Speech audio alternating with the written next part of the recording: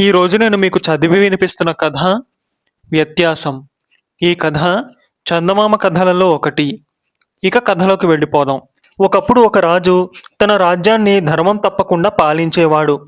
ఆదర్శప్రాయుడైన రాజుగా ఆయనకు అంతులేని కీర్తి వచ్చింది. ఒకనాడు ఆ రాజు వేటకు వెళ్ళాడు.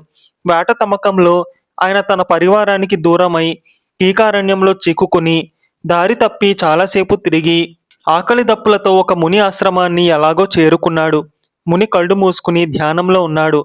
రాజు ఆయనకు నమస్కారం చెబుతూ, మహాత్మా, దారి తప్పి అరణ్యంలో చిక్కుకుని ఆకలి దప్పులతో బాగా అలసి ఉన్నాను. ఇక్కడ తమ ఆశ్రమంలో కొంచెం సేపు విశ్రాంతి తీసుకొనిస్తారా అని అడిగాడు. ముని కళ్ళు తెరవకుండానే, అవశ్యం, తీసుకోవచ్చు. ఈ దేశాన్ని ఏలే రాజు ధర్మాత్ముడు. అందుచేత ఆకలి దప్పుల భయం లేదు. ఆశ్రమంలో ఏ కాయ తిన్నా, ఏ ఆకు తిన్నా రుచిగాను పుష్టికరంగాను ఉంటుంది. వాటితో నీ ఆకలి దప్పి తీర్చుకో అన్నాడు. రాజు ఆశ్చర్యపడి సమీపంలో ఉన్న చెట్టుకాయ ఒకటి కోసి నోట వేసుకున్నాడు. తీయగాను రుచిగాను ఉన్నది. పుల్లగాను చేదుగాను ఉండవలసిన కాయలు ఆకులు కూడా తీయగా ఉండి రాజును బాధించిన ఆకలి దప్పులు క్షణంలో తొలగిపోయాయి. శరీరంతో పాటు మనసుకు ఎంతో తృప్తి కలిగింది. రాజు అక్కడే కొంతసేపు విశ్రాంతి తీసుకుని సంతోషంగా ఇంటికి తిరిగి వచ్చేశాడు. ఇంటికి వచ్చాక రాజుకు తన ధర్మపాలన యొక్క మహత్తును లోకానికి తెలపాలని బుద్ధి పుట్టింది. ఆయన వెంటనే తన సామంతులను, పెద్ద ఉద్యోగులను, పుర ప్రముఖులను విందుకు పిలిచాడు. విందుకుగాను వేపాకు పచ్చడి, కాకరకాయలు వేసి పాయసము లాంటివి తయారు చెయ్యమని తన వంటవాళ్లకు ఉత్తర్విచ్చాడు.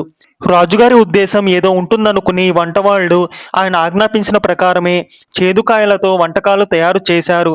అందరితో పాటు రాజుగారు కూడా భోజనానికి కూర్చున్నారు. అయితే ఆయనకు గొప్ప ఆశాభంగం కలిగింది. తాను చేయించినవన్నీ చేదు విషం. నోట పెడితే వాంతి వచ్చేసింది. రాజుగారు విందు ఆపు చేయించి మళ్ళీ వేరే వంట చేయించి అందరికీ పెట్టించి తన మానాన్ని కాపాడుకున్నాడు. కానీ ఆనాడు ముని ఆశ్రమంలో ఏది తిన్నా రుచిగా ఎందుకున్నదో, ఈనాడు అలా ఎందుకు లేదో ఆయనకు అర్థం కాలేదు. ఒకవేళ వంటవారి విందు పాడు కావడానికి కారణమై ఉంటారనుకుని ఆయన వేపాకు, కాకరకాయలు తిని చూశాడు. అవి చేదుగానే ఉన్నాయి. అంటే వంటవాళ్ల తప్పు లేదన్నమాట. ఆ వ్యత్యాసానికి కారణం మునినే అడిగి తెలుసుకుందామని రాజు అప్పటికప్పుడే బయలుదేరి ఆశ్రమానికి వెళ్ళి మునితో జరిగిన సంగతంతా చెప్పి, ఆనాడు ఏది తిన్నా రుచిగా ఉన్నది, ఈనాడు ప్రతిదానికి దాని మామూలు రుచే ఉండడానికి కారణమేమిటి స్వామి అని అడిగాడు. ఆనాడు నువ్వే రాజు అని తెలియక నీ ధర్మశీలతను పొగిడాను. దాని మూలంగా నీలో గర్వాతిశయం కలిగింది.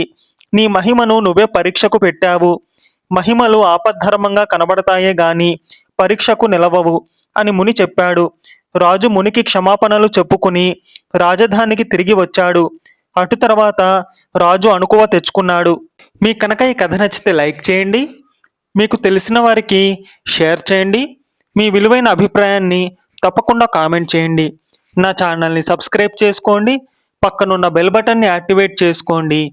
నేను పెట్టే కొత్త వీడియోస్ మీకు నోటిఫికేషన్ రూపంలో వస్తాయి.